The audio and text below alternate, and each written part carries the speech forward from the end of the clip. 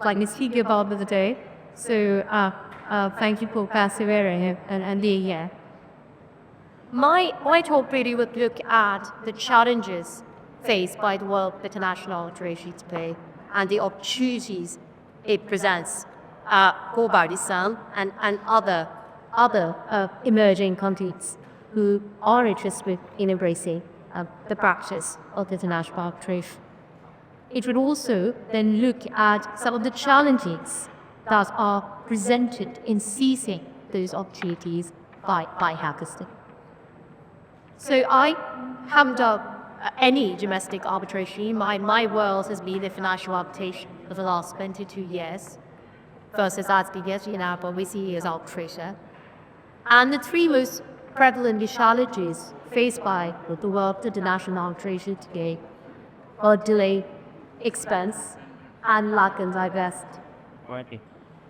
And when I speak about diversity, what as the very sort of trending issues regard, but really as an economic issue that is fueling the delay expense in arbitration. Now, the object of international arbitration is set out very clearly in Principle 1A of the English Arbitration Act. It's a very summarized view.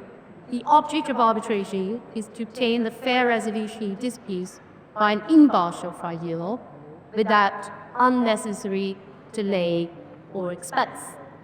Now, my world of international arbitration something is very, very expensive, and the delays are massive. I am speaking from a very narrow set of statistics.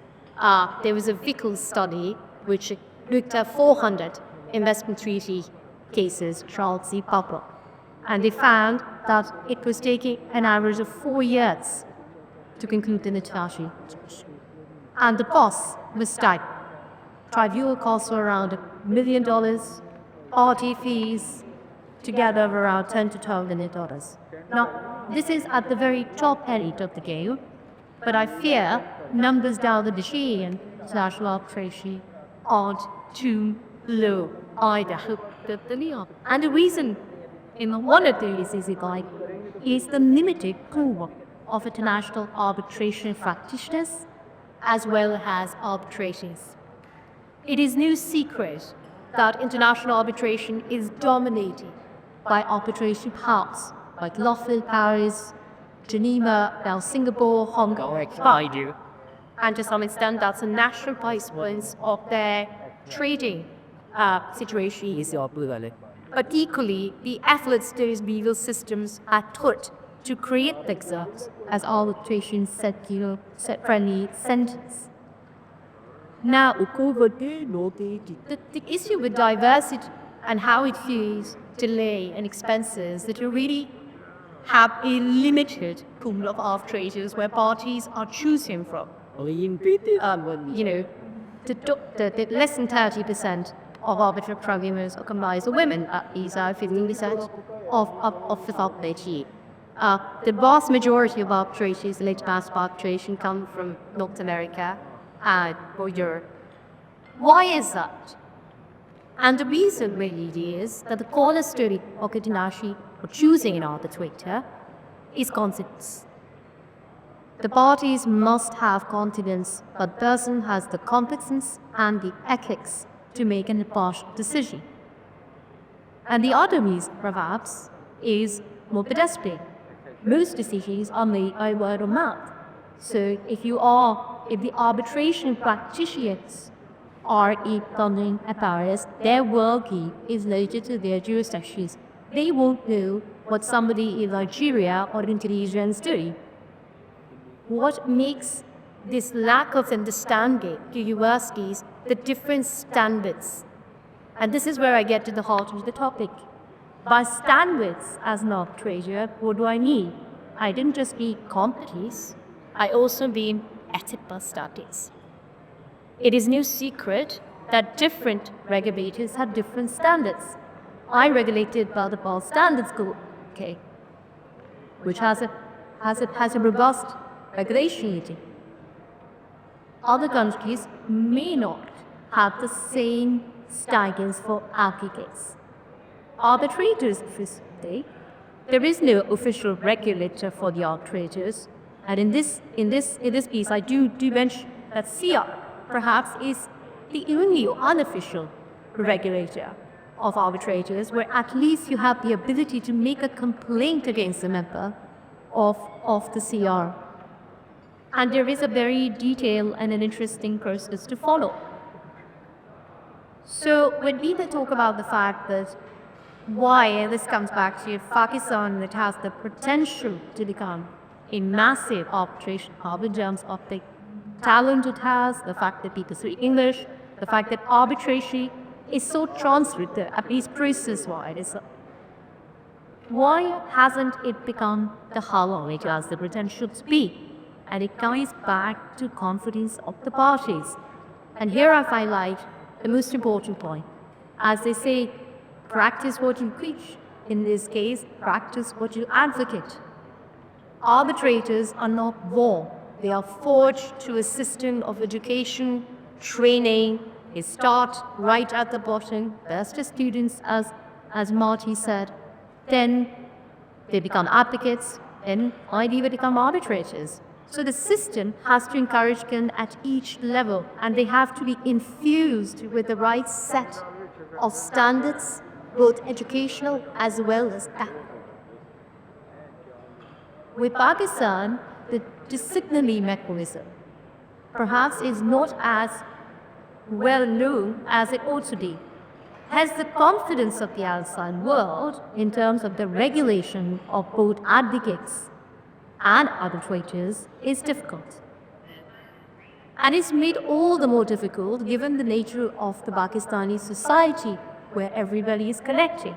There are issues of influence, there are issues even threats to life. So there is a reason why there is that the sexual issue, not just in terms of the competence, but also the ethical standards. And this is where I think having standards and a regulator would really help. Today, ask yourself, if you appoint an arbitrator and for some reason something goes wrong, who do you go to in Pakistan? Do you go to the Punjab Bar Council?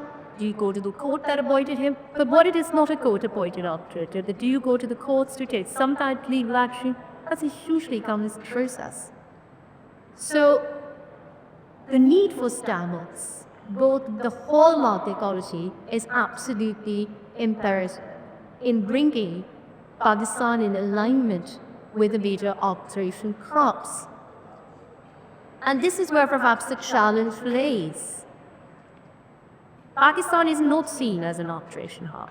Although the fact that so many have made such long journeys to get here today testifies its potential to be one. And as Mr. Lander said earlier today, the time will definitely come. The question is readiness. Here at IK, two recent developments, or as they call it, disruptions in the tech world, will help Pakistan tremendously. The first is the digitalization of the economy post-pandemic. And here I'm not talking about the thorny issues of virtual theories. International arbitration is pretty much written submissions. We really have one hearing at the end of the process, which is in person, which is a week or so. And most arbitrators and arbitration practitioners can make their way to the hearing. The question is that perception. Pre-pandemic, most people were very uncomfortable using services from people far away, and they didn't know how to connect. Now, getting lived in a virtual world for over 2 years, parties are certainly more open to talking to people outside their region's geographic footprint. And here there will be the potential to provide services, not just as arbitrators, but as arbitration practitioners. And here I touch upon the challenges, as I mentioned earlier, delay and expense. Certainly, the gap in the market could be filled by arbitration advocates and arbitrator practitioners for Pakistan, which could improve the pool of potential arbitrators and indeed offer cheaper and better services in terms of time and value for money. The other opportunity is the new trading relationships with China and Turkey, with new emerging countries with their own homegrown advocates which are keen to get into the world of arbitration and take their role rather than be heavily reliant on the London market or other traditional arbitration hubs. Now, the real challenge in embracing these two is quality control, hallmarks of quality, training, regulation, and disciplinary action. And this is where I believe that the Ciarb is a fantastic step in the right direction. Because here at least you have a system or a membership where there is the hallmark that Higby Barkeys get, and also the promise of some sort of a regulatory sanction. So I hope very much that this is the start of many sidekicks to come for in arbitration in Pakistan. And thank you very much for taking the time to be here.